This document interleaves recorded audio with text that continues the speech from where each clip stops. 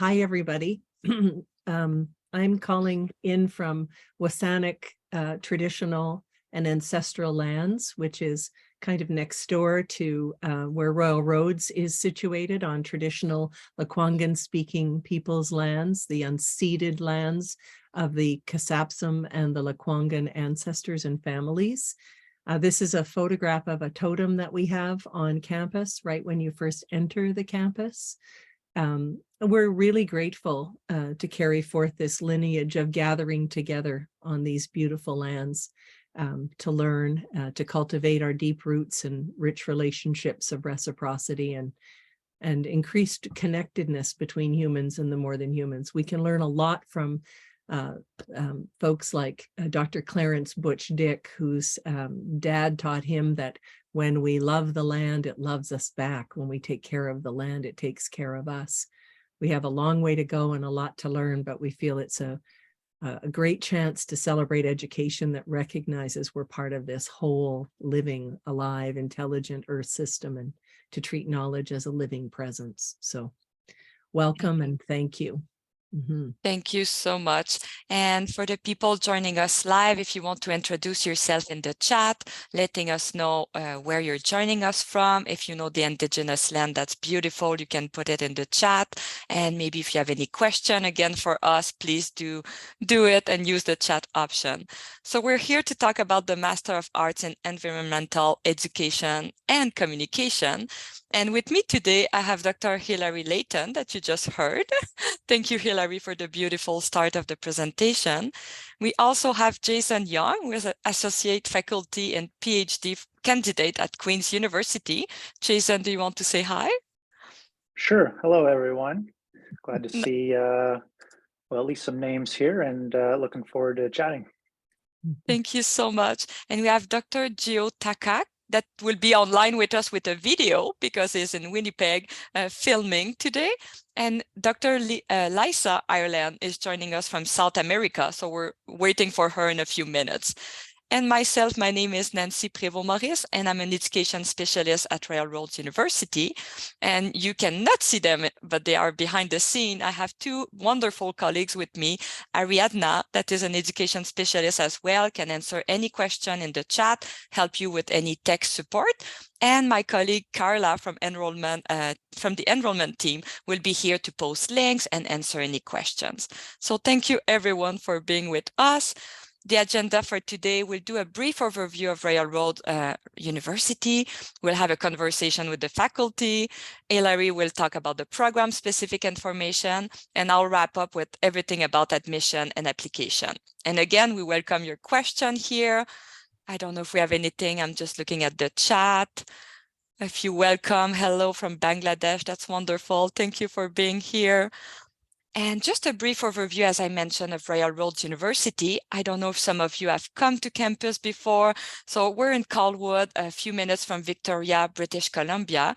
And on the top left here, you can see Hatley Castle, which is part of the most iconic building we have on campus. And sometimes we have events, classroom over there. So with this program we're talking today, you'll come to campus a few weeks in residency, and this is really magical when you come to campus and you can observe, as you can see here on the top right, the Japanese garden. We have 565 acres of land, so you can always walk with your colleagues, do your studies outside.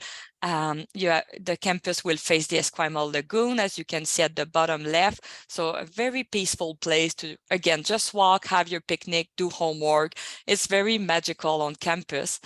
And the bottom right, we do online learning for more than 25 years. And I think it's very important for us to mention it because at Royal Roads, we really bring the theory and practice together. We build connection. We're really there for the people. And it's not something we have been doing when we switched during the pandemic. It's really since day one, we were built differently for working professionals, for people all around the world. So it's really creating something special at Royal Roads that I don't think we find in other institutions. And here we are at Nancy, yeah. I'm just going to say, Please. and I mean, because I'm biased, I think it's one of the most beautiful campuses in the world. You know, other than maybe, I don't know, I think Wolfville's pretty great, but this is just the most beautiful place to come and learn. And, while online learning is a wonderful way to learn while we work and stay at home with our families, coming for those residencies on campus really is that beautiful way to contextualize what we're learning and to get to know each other really well. Yeah. Isn't it the best of both worlds? Exactly. You can be online for a part and then you come on campus and you enjoy the land. Exactly. And just a reminder that we are a Changemaker campus. So if you want to look at Ashoka U accreditation, we're only a few institutions in Canada and the state to have that accreditation. We're very proud of it. And it's all about innovation and entrepreneurship. So I just wanted to mention it here before I pass it. I mean, I'll just introduce you to the speaker. We have Jason, as we mentioned, video with Geo, and we're waiting for Liza to join us in the chat in the presentation today. So you have the beautiful pictures here. I don't know if Hilary, you want to talk about them a little bit? Yeah, I do. Thanks so much. And do we have Liza in the room yet? Not yet. I don't see her yet. No. Okay. No, that's okay. And there's, Katherine's here. Hi, Catherine. She's joining us from our program. So I just want to say a little bit about the title today. What is rigor without rigor mortis? I know it's kind of a play on words, but, with this program, with the MAEEC program, and you can actually, thanks. We actually can take the slides down. That's okay for a moment. We could just be together. Yeah. That would be really good. Yeah. Okay. Hang on one second. There we go. Yeah. Okay. This program, I'll speak about we call it the MAEEC program, the MA in Environmental Education and Communication Program. The acronym is MAEEC. While we honor the beautiful, rational, linear approach of the mind, as most academic programs do, we also equally consider the deep imagination, intuition, insight, and feelings, so that we come to a more holistic conception of what it means to be fully human in education as we learn, and from a kind of a both-and perspective. And what the cyberneticist Donna Haraway calls the middling places, or the in-between places, where so much can happen when we bring in multiple perspectives. So one of my favorite curriculum theorists, Bill Pinar, says, it's neither this nor that, but it's this and that. So it's this kind of both and mentality. And so, we can have rigor, we can adhere to the conventions and the beauty of academic work, while bringing in what I'll call pedagogies of relatedness, where we kind of refuse to segregate or diminish ways of knowing. So we bring in the subjective cerebral, so the inside subjective cerebral, the outside objective physical, and the transspatial, ethereal, spiritual. We try to convey the body, mind, spirit, soul of the program. And so we design inclusive and experiential learning that interacts in this way and looks for informing a kind of symbiotic syllabus where we're responsive to life, responsive to nature, responsive to the whole web. A lot of academic programs, a lot of environmental programs focus only on the problems that are at hand, and there's plenty of them. And it's not that we don't look at them, but we're also concerned with things like beauty and awe and wonder and curiosity and the human soul. And as program head, I'll say that one of my aims too is for people to step into their own mastery, to find their place in the world, where their ecological identity, where their connectedness to the earth and their participation in the whole, is something they start to recognize and can start to live into in a more embodied, empowered way when they leave the program. So it's a bit of, it's like personal mastery as well as, coming to a professional mastery. It's kind of a new old episteme that we're touting in this program. So, I'm going to actually go right over to Jason, because he and I are the ones in the room, and we're missing our dear Liza, but she is in South America, so we might be having some technical difficulties.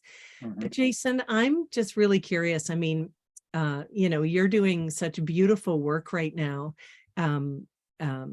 First of all, you're an award-winning graduate of the MAEEC program, so about this from an insider point of view, as well as you teach our systems course. You supervise MAEEC students, and you are just finishing your doctoral studies at Queen's, where you research and publish.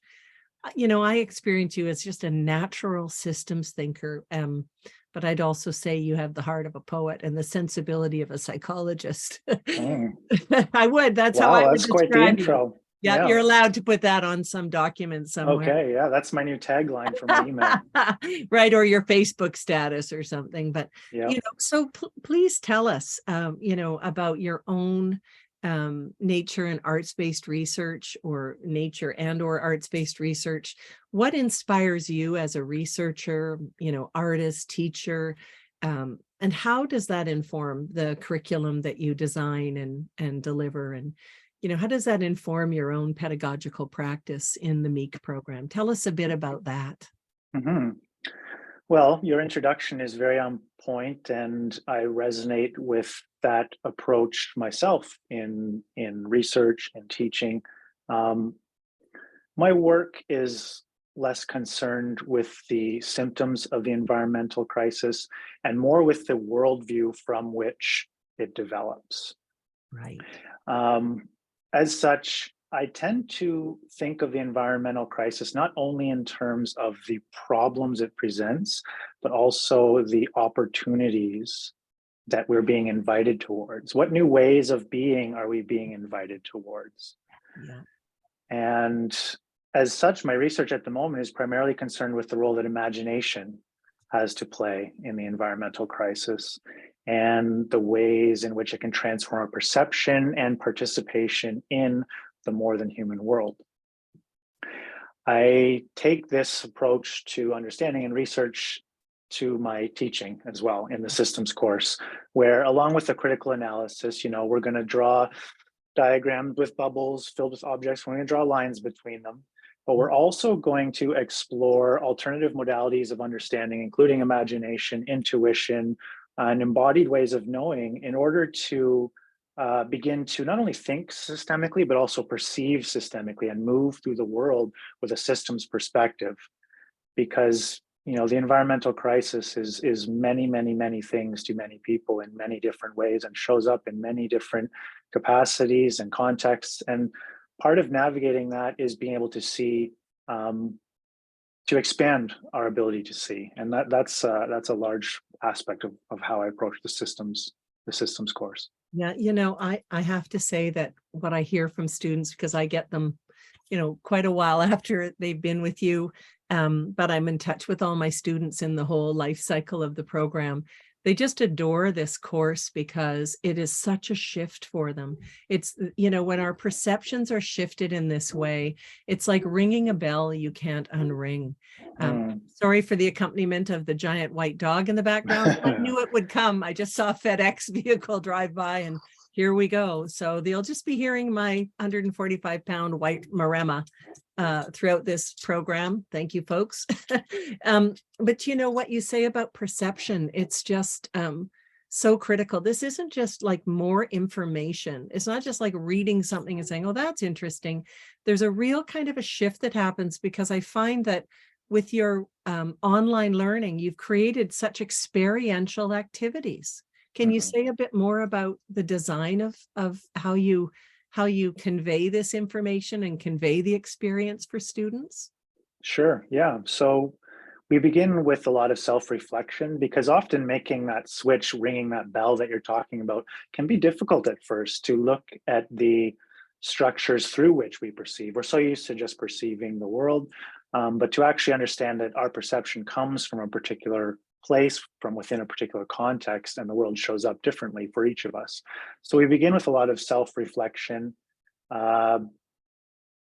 And we begin with the human doing the perceiving. But as we expand out into larger and larger systems, we eventually get to the more than human in which we are embedded.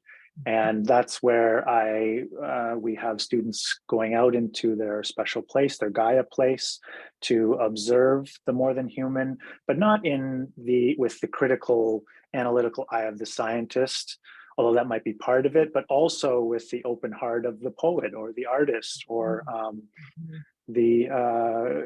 whatever way nature is showing up for you is valuable for you, and we explore that and document that and discuss it as a group, as a class. Well, that's really critical, because it's not the well-worn way of another person who's written a great book once.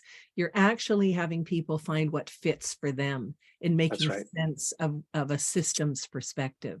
And I think that's the ticket. I think it's so critical to find that place where we all uniquely can see ourselves as part of this system, not just systems as a concept, because there's plenty of that kind of learning that goes on. But when people find their natural way and then say, hey, this is how I best learn this. This is how I know this to be true. I mean, that's just beautiful learning. That's the kind of learning we don't have to memorize. That's the kind of learning we start to metabolize, and we know it from the inside out. And I think that's why your course is one of the favorite courses of the students, because they've learned a lot, and now it's time to turn toward their own way of knowing and honor that. And it really starts, for me, that really starts them on their research journey, because then they start to trust their own voice. They trust their own intuition. They trust what they're coming to understand. And that's what I mean about mastery. This is graduate work. This is where it's time to really bring what you've come to understand in a kind of synthesis, to carry through as a thread in all of the programs. Would you agree with that? I do. And another aspect of my course, with where it's situated in the MAEEC journey, is we do start turning an eye towards what is it that's motivating you as a student? What is it that's calling you towards research or your own arts-based practice? And I allow for that exploration in my course, where you can begin to think about what's inspiring you, and work through that from a variety of perspectives. And when I was with you guys, when I joined in one time, when you had Stephen Harding, wonderful Stephen Harding from Schumacher College, who wrote Animate Earth, among other things, who's one of your authors. And when he was in that wonderful guest lecture, I don't know if you had him since, but it was such a wonderful time together. You also had people do some art. They were making art, weren't they? They were drawing what they didn't see. They were drawing the what's called negative space, and starting to see the world in a different way. Yeah. Can you say a bit more about the sympoetic way of looking at the world in that way, and maybe some other thinkers and philosophers that you bring into your course? Sure. Well, I always encourage our students to explore the modality of expression that helps them come to knowledge for themselves. So whether it's, I've had students really go with photography, art, poetry, and this is in addition to our it's rigor without rigor mortis, right? It's we're thinking through these things, but we're also exploring them in a way that makes sense to you. So, I think we read a little bit of David Abram in the course as well, in terms of turning towards perception as an embodied being moving through the more than human world, and what that means for us. Because I think that, if we are thinking through these really complex issues as big as the environmental crisis, it takes all kinds of different perspectives. Yeah. And as Hilary's saying, we want to draw out what it is that's calling you towards this work, and encourage that in whatever modality that shows up for you. And, calling in the sense of not something we tell ourselves we ought to do, because we've had plenty of that kind of education, right, and that kind of pressure from our peers and our families and society. But what I hear inside me, I'm kind of meant to do, without sounding lofty, it's about that kind of staying authentic, to ourselves. I mean, I love the etymology of authentic goes to authorship, you know, our own words, goes to, you know, authenticity, authorship, and authority. That our authority, you know, we've so often placed our authority outside of ourselves, you know, and I mean, imagine academically, we can do that pretty easily. You know, who is the man behind the curtain, you know, who's going to grant our degree for us? Well, really, that authority lies here, and to start to honor that. And it's not just navel gazing, it's not just a wholly subjective point of view, but it is trusting what is starting to form and be informed through this learning that, as you say, suits the student in their particularity. Because if I understand systems in this way, that all of our particularities are necessary to create this wild whole. Right. You Right. know? Yeah. Yep. Yeah. I'm sure So you've maybe beautiful. heard the parable of the blind people and the elephant. Yeah, the Sufis. Everyone is touching this object, but everybody's blind. So, you know, someone thinks it's a snake, someone thinks it's the trunk of a tree, someone thinks it's a hose. And I think part of systems thinking is bringing all those perspectives together to get at the elephant. You know, what is it that we're all talking about together, and how can we enter into productive, intersubjective conversations that facilitate knowledge creation? And you know, this widening of our own perceptions, I think, is also a bridge or a pathway to building compassion, to being able to sit with people whose motivations might run counter to our own. Just like in Right. that Sufi tale where someone is touching the tail and they think that's the elephant or the wall of the flesh. They're both right. What if Yes. we're all right? You know, if we could Right. all just, I mean, I'm just holding this question lately throughout everything I'm doing. It was before the pandemic, but it has started to keep gestating even more so as we move through it and into the next phases. It's, you know, how are we going to be together? And, you know, how? And so in the how are all these questions for me around, you know, how do we see the world? How do we perceive the world? And how are we perceived by the world? You know, so there's all these beautiful ways of coming to learn through perception and language and experience and embodiment. And oh, Jason. All subjects in the course. So if you're with me Right? I next think year, I've just said your syllabus. That's the curriculum right there. Yeah. Yep.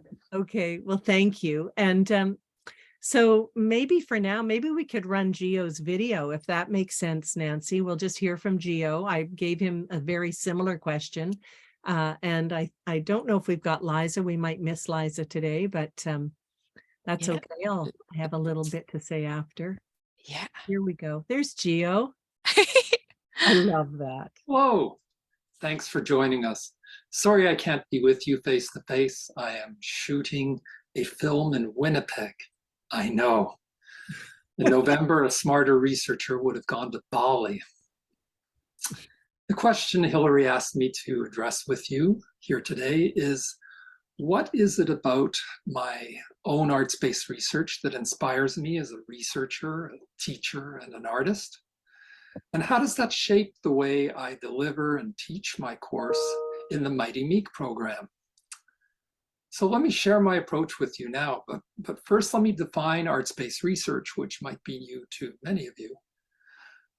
Arts-based research is exploring and answering a research question using artistic processes, from conceiving the problem, designing the study, and exploring the stories, which some people might call gathering the data, through to the synthesis, analysis, and conclusion, and sharing of the product and the process of your research with your audience. In doing this work, I'm inspired by three things: the inexplicable, indeed ineffable processes of imagination and creation, the joyous dance of the heart and the mind involved in marrying scholarship with the arts, and finally, the potential to connect with people and connect with them beyond as well as within the academy, and to invite students like you to bring your best selves to taking on the world, from small personal challenges through to massive societal ones. No wonder I was delighted to bring my approach to environmental communication to the MAEEC program when Hilary asked. This approach is woven through my teaching, which draws on my many years as a creator, performer, professional communicator. It certainly plays out in our interactions in class and in where and how we meet. For example, in a summer residency, I often hold classes under trees in a circle, and always in conversations rather than lectures. It's also woven through your assignments and how they're shared, as I invite you to showcase your fullest creative, intellectual, and passionate selves. Thank you for your interest in the MAEEC program and in Royal Roads University. Best wishes to you all. Well, look at that. I mean, I just love hearing from everybody. You know, Jason, the two of you are so much more similar than I A even lot of imagined, resonance there, yeah. right? So much Yep. resonance. You can see the bright threads of this program. Mhm. So I'll carry on if I can, Nancy, just to say a little bit about the work that I do, which I sort of said at the beginning, but I'll just jump in here, and Jason, jump in anytime. You've been part of all this. I mean, I often say that, you know, I'm systems too. You know, people have come out of Jason's systems 1 course, and I say that ecopsychology, what I teach at the intersection of theory and practice, is a kind of a more even further embodied experience of systems that they learned with Jason. It's making visible the invisible connections that we have with the world. And it really takes psychology from the individual soul to a world ensouled, seeing the world as sentient and alive, and deepening our relationships and understanding from the context of which we live, the places we live and learn and work and love. And so, you know, this is this notion of this indissoluble unity of people and places, the personal and the planetary. And with this kind of work, very reflective, arts-based work, as well as, you know, critical readings and discussions and essay writing and précis writing. It's a mix of everything. It's a way to help people shift from this emergency to more of an emergence through reconnection and increased relatedness with the world. And making that pedagogical so that, you know, for the teachers in the crowd, they start to think about what they're learning and how to make that pedagogical, because they've just seen examples of this. And, you know, for the communicators, how to make this into a translation that can be accessible for many different various types of folks. And mostly what we really, you know, uphold in this second residency in ecopsychology is honoring what I call a climate range of emotion. We don't often see emotion and emotional intelligence and things like grief and outrage and fear and emptiness as part of the curriculum. But I'm trained in the work that reconnects with Dr. Joanna Macy, who's been doing this work for about 5 decades in the world. And it's a beautiful way to, in a contained, elegant set of practices, express our full emotions so that we're no longer tamping them down and holding down all of these things that are just, you know, really so difficult. Rather, we're sharing them, being witnessed in them, and it allows us to release some of them safely in a way that we can move through these emotions and not just try to get rid of them, but move through them. And so we have the energy to do the work that we're called upon to do. We're also really concerned with wonder and awe and beauty, as I said earlier, and falling more deeply in love with the earth and our particular place in it. You know, our ecological identity is something we consider, which fits with Jason's course and all the way back to Liza's course at the very beginning, the first course, where they do a place-based, a sense of place map. And so we follow all of that biophilic sense of place right into my course in the second residency. And I use language like nature responsive rather than nature based, because I've come to understand that in what Jason and I were talking about with perception, language feeds perception. And so if we're nature responsive, that indicates we have a relationship with place and with the non-humans that live there, rather than using nature as a backdrop for our learning, or somewhere we can go to use for our own purposes. This is a practice of getting to know places and seeing the aliveness in the world. So people say, well, how is this a place we can really bring our grief and really bring our pain? Well, I think school actually has to start addressing that side of the equation. As much as our deep imagination, it's also our deep somatic feelings. Our emotions are incredibly important, because we don't, in this program, we don't see grief as a pathology. We see it as evidence of what we've loved and lost or are losing. Grief is evidence of our love. And so, yes, this is a place where we bring our full human selves in a rigorous way, but without rigor mortis. So we're not stuck on this. We're moving with it. We're moving with this elegance and hopefully elegance. Sometimes we stumble, but this notion that, everything we do is going to make a difference. And just this concept of what academic means, we're challenging that. We're trying to broaden that. We're just trying to make it more of a both and kind of equation for students. So I think that's probably, I don't know, Jason, you want to add anything? Is there anything I've said that piques your interest, or something else you might want to add?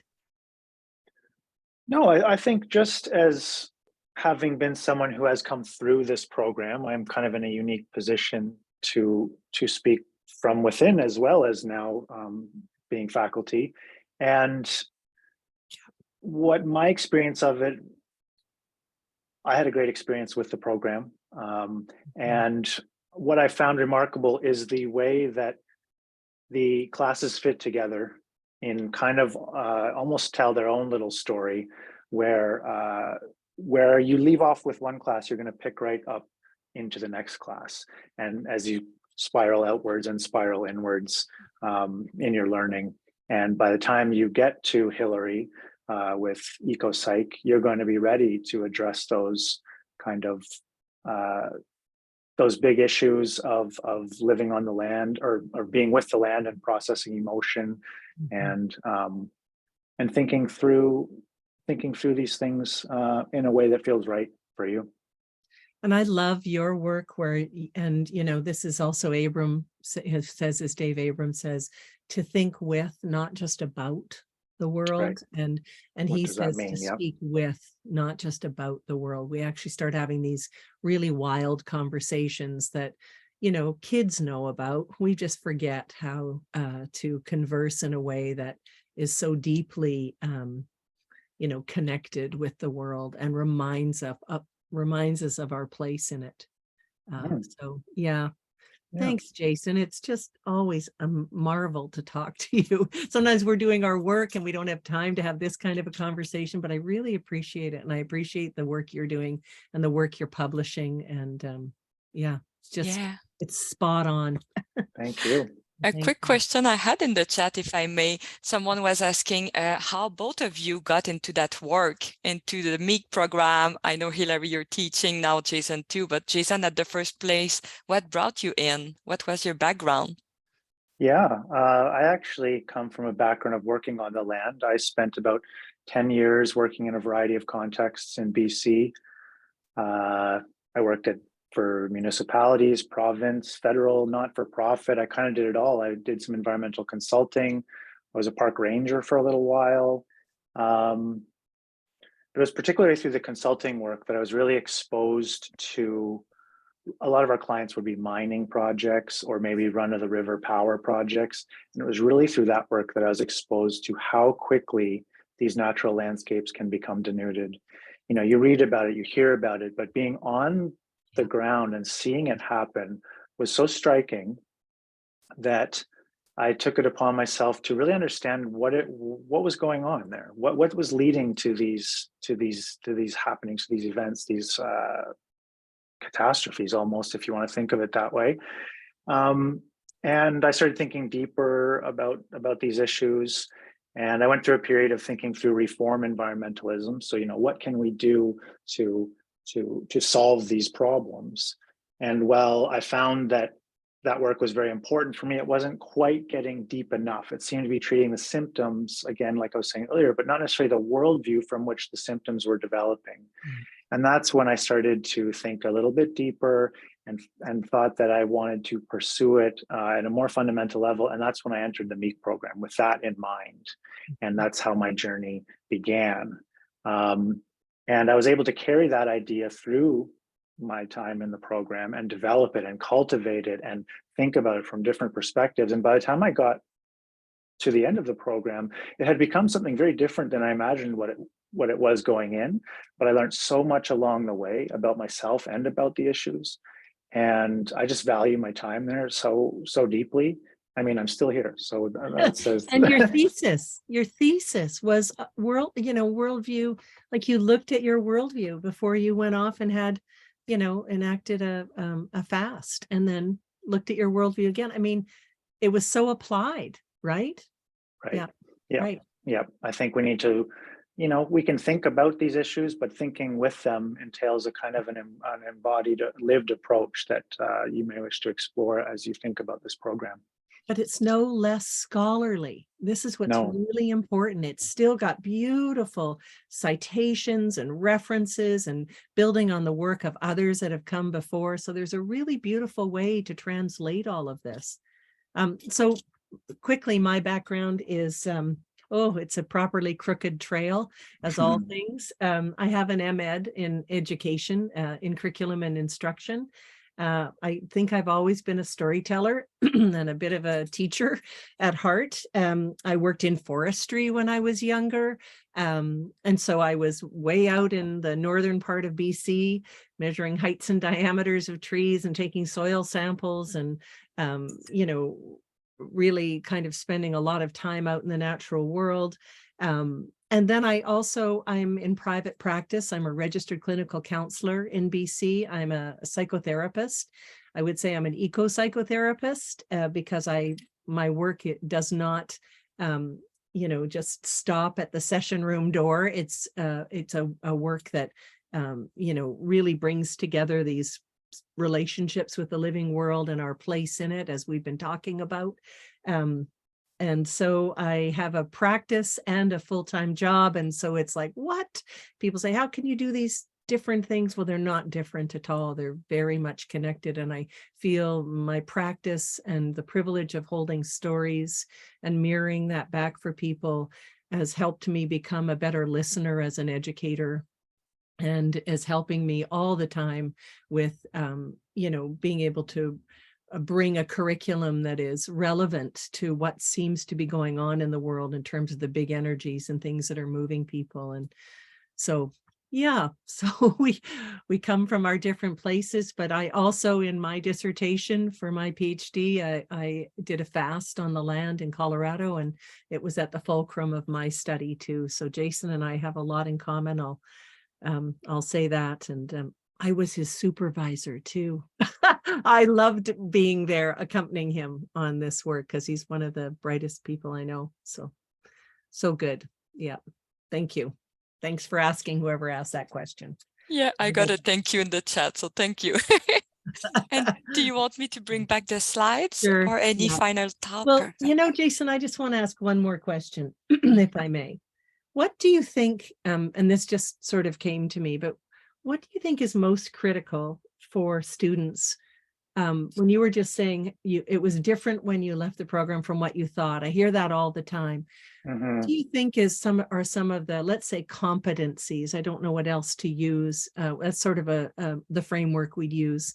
That and they might not be the ones we see on our, on our learning outcomes in the program, but what do you see as a competency, maybe one or two, that people really need right now in the face of, the kind of world that we're a part of, we're living in, and we're living through?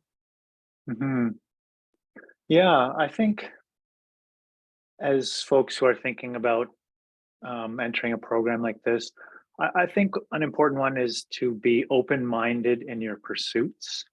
I think that entering into a program like this, you may have an idea as to why you're doing it. And certainly that's going to form the nucleus of your motivation and your inspiration. But to remain open-minded, to allow that to shift and grow as you develop through the program. I know so many students that what is inspiring them changes from course to course, because there's the courses are so rich. There's so much going on, and you'll be exposed to so many new things that will inspire you in different ways. So to remain open and willing to kind of move with the wind of the program a little bit, while still holding on to what it is that's moving you, what it is that's inspiring you, of course, but to engage in the conversations that you're going to have throughout the program, open-minded and open-hearted as well, to hear other people's perspectives, to hear perspectives from other systems of knowledge, traditional ecological knowledge systems thinking, and to entertain those notions as you move through the program. Yeah, I was thinking how we would never be able to measure this, of course, as an outcome or a competency, but imagination, the access to deep imagination, in all that we do, to honor that. And that's something I would take directly from your work. And also an increased relatedness, to see ourselves as increasingly related to the world and all the human and non-humans within it. So often in environmental studies, we can just say all humans are bad. It's not necessarily true. As you've said, it's our particular way of being human that's been difficult. So how can we get together? How can we be together? Yeah. Okay, exactly. That's enough, because boy, we could go on forever. For sure. Yeah. Okay, there we go. Okay, so over to the slides. Thanks, Jason. And I guess we're going to talk about program structure, aren't we, Nancy? Yes, please. So I'll just carry it on from here. Thank you. Yeah. Right. So our programs are blended, which is a combination, obviously, of online and on campus. Next slide, please. Yeah. And so the way the program is built is it's actually quite beautiful, in that the first 3 courses comprise a graduate certificate in environmental education and communication. And some people start with that, but very soon, usually most people who have taken the first 2 courses in residency say, sign me up. And they either want to go through with the diploma, which is all the coursework, or they want to continue with the full MA. But for those who want just to do the first 3 courses, they're 5 months long. It's 3 weeks on campus. 2 courses are offered on campus 3 weeks, and then 1 distance semester. And it's a 9-credit certificate. Next slide, please. And these are the courses that comprise the certificate. It's Liza Ireland's course, Developing Environmental Understanding, which is very rich and very nature-based and or nature responsive. And as I said, incorporates a sense of your own ecological identity and introduces you to Indigenous ways of knowing and being, or reintroduces you. And looks at, regeneration, reconciliation, reimagination. It's a really beautiful way of coming to a deeper understanding of the context in which we live, and how to communicate that comes through in 503 with Geo, and you just saw him, and we borrow him from the School of Communication and Culture, and his focus is, his final assignment is an arts-based assignment. And then 508 is the first online course you'll take with Michael Party, which is Learning Theory and Program Design. So how to take all of what you've learned and actually make it pedagogical, put it into design, put it into a program, be able to teach it out, be able to communicate it out. Next slide. Right, so the graduate diploma is all the coursework. Next slide, please. Right, so it's a year long, a little bit more than a year long. It's got the first 2 weeks on campus, and then another 3 weeks, or first 3 weeks on campus, and then another 3 weeks in the second residency, after you've done a whole distance-based semester, 2 distance-based semesters actually, and it's 24 credits. It's all the, maybe if you go to the next slide, Nancy, it's all the first 3 courses you saw. It adds in systems perspectives with Jason. You'll do a research methods course, 620, a 510 with Dr. Bob Cull, worldview and environmental ethics, which again feeds from Jason's course and also feeds into my course. I mean, we couldn't even actually talk about these without each other. They all influence each other. And then 509 Ecopsychology, and which is my course, and 586 the Biosphere and Sustainability, which is partially delivered as a field school, are in the second residency. Yeah. And so the Master of Arts is all of the coursework. So just the next slide, please. Yeah, it's 2 years plus. It's got the 2-3 weeks on campus. It's got distance and face-to-face learning, obviously, but it's 36 credits because what's included after all the coursework is either a final thesis for 12 credits or what we call a major research project, an MRP, and an elective, which is 9 credits plus the 3, and the elective makes 12. Next slide, please. So that again is all the courses, and then added on is the thesis or the MRP and the elective. Okay. And I have a question in the chat, Hilary. Are people following each other from the GC to the GD to the MA? Are they what? Sorry? Are they following each other? I think what I understand from the question is, are they together? Yeah, it's all cohort based. So if you don't interrupt your studies, then yes, you're in the same cohort. So you can imagine what kind of bonds take place when you're 3 weeks on campus the first time, let alone even the second time. And so when you go online, you already know each other. There's already that familiarity, and it really avoids a lot of awkwardness and provides a lot of margins of forgiveness and care for each other. So yeah, it's with the same people all the way along, which is great. Sometimes you'll get, though, general studies students. People might come in from other programs to drop into some courses, and they can do that all the way up to 509. So you might be sharing with a few drop-ins, but part of what we learn is how to welcome people into our cohort and not be siloed, but be welcoming to people who come from other programs. Jason, you get people in systems that come from, other MA programs, don't you? Yeah, we usually have 1 or 2 students, and I do a small group-based approach in my course, so it's easy to welcome people from other programs into the course. Good. Wonderful. Thanks for the question. Yeah, and I'm already at the admission process. I'm just looking in the chat. Is there any more questions for Hilary? Can we just go back to that slide? I'll just say one thing about the elective, because that's not always clear what that is.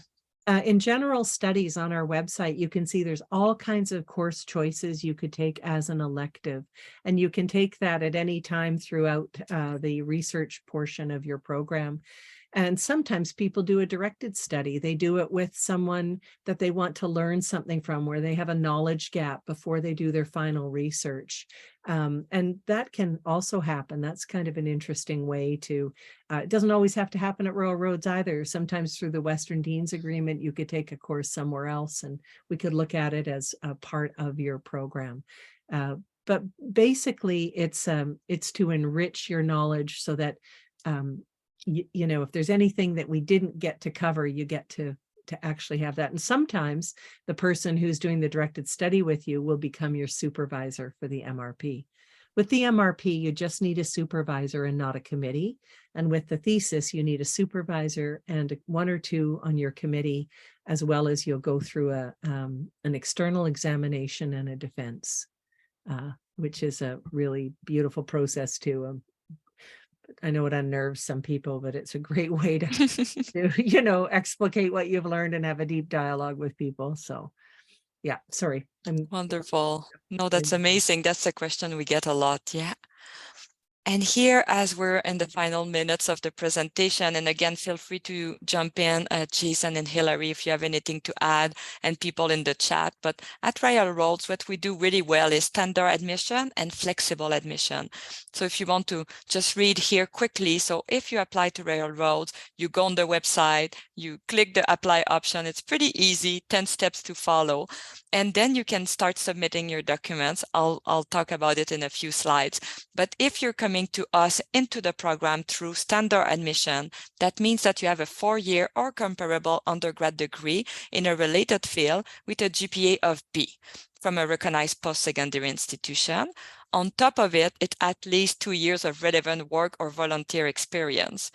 And if you have the degree requirement, but not the GPA, we will recommend to take a course with the Professional Continuous Studies here at Railroad called the Academic Writing and Critical Thinking, and you will need to obtain a B. And this course is amazing for people maybe that have been away from school for a little while. I did it myself before starting my master, and I think it's a really it eased the process into getting a graduate degree. And would you have any example for us, maybe Hilary, of relevant work or volunteer? Oh, well, volunteering at the grassroots level in your community, anything that has to do with your passion and your love for the environment, for your local neighborhoods, for any project you've worked on, any mentoring that you've done, any kind of, collaborative work that you've done. Yeah, I mean, it's pretty wide open. And also remember, it's a combination. If you don't have a full 2 years of relevant work, then we do look at the volunteer experience. And so often people don't put much of their volunteer experience on their CV. And it's really critical, because sometimes that's the thing that'll, just say to us, okay, this person has been leaning this way for some time. So now lean in. And then, as we mentioned, if you don't have the requirement for the standard, you don't have to check anything when you apply. Our amazing admission team will look at your profile and be like, oh, that person will be eligible for flexible admission, which means that you will be able to get into the program without that kind of 4-year degree, but with a 6 years of relevant work experience, or a combination, again, of education and experience. And then you will be required to take the course I just mentioned. And we want that course to be a few weeks before the program starts. And I'm pretty sure Carla will add a few links in the chat about it. So again, I think this is why our cohorts are so rich too, and so diverse, because we have people coming from more of an academic background and some more from a professional background. Is that correct, Hilary? Yep, that is correct. Yep. Wonderful. And I see a few questions in the chat too. I'll get back to those. And as I mentioned, you go at railroads.ca to the website, you apply there, you pay the online fee of $131.39, and then you'll start submitting your document. So we ask that you share all the official transcript that you had from post-secondary institution. We ask a detailed resume, and we can't stress enough to put all the details there: volunteer, work, education. It's really a resume that should speak to why you want to apply to Railroads, to the program. And same thing with the personal statement. That was actually one of my favorite things to do, is you sit there and you reflect on why you want to get to the program, what you have achieved before, and who you want to become. So the more you tell us in the personal statement, the better we get to know you. And if, for example, in the past education, you had a few failed grades or grades that weren't too good, then you can take the opportunity in the statement to mention why. And again, our team will communicate with you if they have any more questions. And that personal statement, you can share it with 2 people to get letters of reference. And we like to say 1 academic, 1 professional. It depends what you can get. But again, you write your personal statement, share it with the people of trust. They will write a recommendation and send it to the admission team here. I just want to say something else about the personal statement. If you have research that you're interested in, that's a great place to start speaking about that. Even just early thinking, it's not necessary, but it's a great space. Why you, why now? What are you thinking of? What are you thinking of in terms of contribution? And yes, it's a great place to explain gaps in your education, or the way life has taken you, and gives us a really good idea. Sometimes I'll pick up the phone when I've read a personal statement just to hear more of the story of the person. And it really helps us to determine, without just looking at only paper. And sometimes people don't put enough on their resume. They're shy and they think it's a little bit, boasty to do that. But and just also to remember the 2 letters of reference that they're not from best friends. They have to be from or family members. No. An academic source and or a professional source. And that professional source can be somewhere you volunteered as well. Yeah. Sorry, here Wonderful. comes the big dog barking. Yeah. I'll just say as well, just very briefly, Nancy, that if you're thinking about this program and you're a little bit on the fence, I encourage you to write through a personal statement and see kind of what that brings up for you, and think about how the program might fit with that vision. It can be a good exercise to kind of get your ducks in a row and see where you're at right now. That's a great point. Yeah. Great point. Yeah. And this program has one intake per year. So you can see here the next intake will be in July 2023. And then we have one in July 2024. Again, those links will be shared with the recording. And the application deadline is April. What I love that we do at Royal Roads is we don't wait the deadline to let you in the program. So if you're ready today or you're watching the recording and you want to apply, you can totally do it right now. Start submitting your documents and you can be in the program way before April. To be ready, because we know that going back to school is a huge step, or maybe continuing the education you're doing. So really, if you're in before, that's just more time for you to get prepared. And I think it's nice. And if you're watching this recording and it's around April, you can still jump in and share your document and apply online, as long as the application is by the April 10th deadline. Yeah. And we do extend that usually too, Nancy, because we don't turn people away. That's for sure. I've had people come in just by the skin of their teeth and we're happy for it. And they're entering. Yeah. I mean, for our processes, we'd prefer April 10th. But then just to consider that July 10th is the start of the summer residency. Like you just jump right in and it's a perfect time to come to campus. So there you go. And you often have beautiful weather. I recall seeing your groups on campus. Wow, with magical times. Yeah.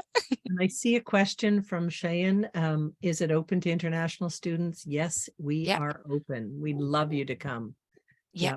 Just enriches our entire experience when we can bring in more perspective, more culture, and people from all over. Love to have you. There's another question as well from Shahan that's maybe kind of going up into the chat, but they're asking about examples of related fields. Is undergrad in political science, would that be sufficient for an application? Well, all you'd have to do with that is write your personal statement and show us how you've volunteered or been attached to the field, in other ways. So it's not that degree isn't valid. It shows us that you've had a real interest in the world and the politics of the world. Now tell us why this program and why now. And that's why the personal statement is so critical. And also anything you've done to volunteer or been in the field would be really important to bring forward, as well as anything your referees could say. Could say as well, yeah.